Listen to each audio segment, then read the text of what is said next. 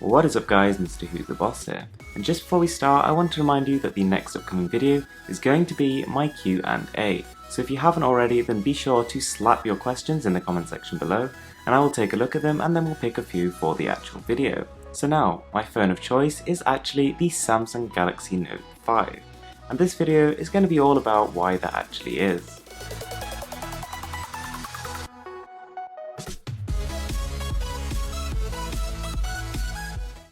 Let's start by talking about the display.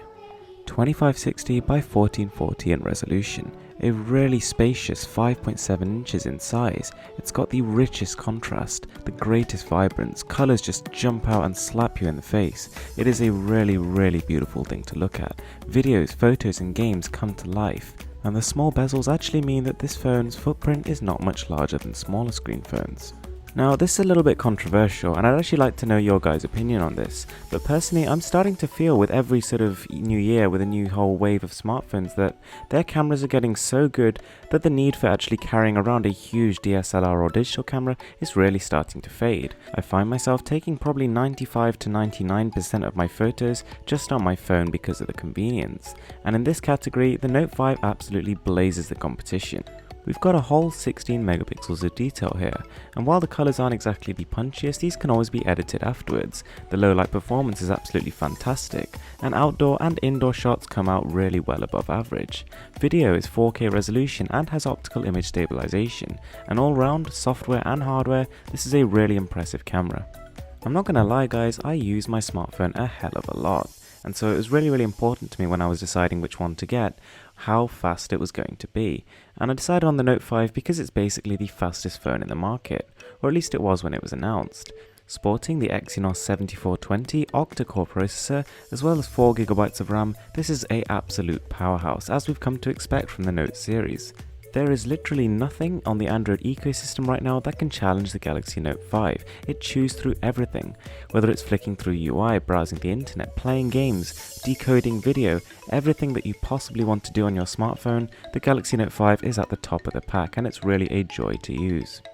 Now since the very first Galaxy phone, Samsung have undoubtedly made very good devices. To be honest, they were one of the first companies to truly have a stab at Apple. But there was one thing that was really holding them back the whole way, and that was their build quality. Very recently with the Samsung Galaxy S6 and the Note 5, they've started to step up their game, and this is finally a phone that I am proud to own.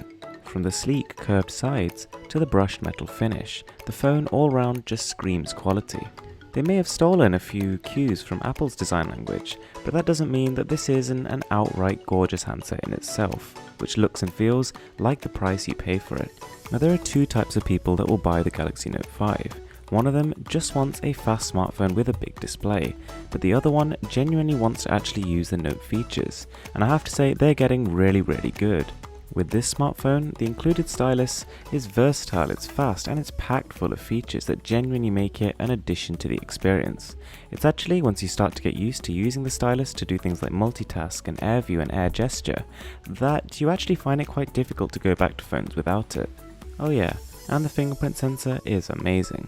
But guys, the Galaxy Note 5 is not a perfect smartphone, it still has issues of its own. For example, it doesn't have expandable storage.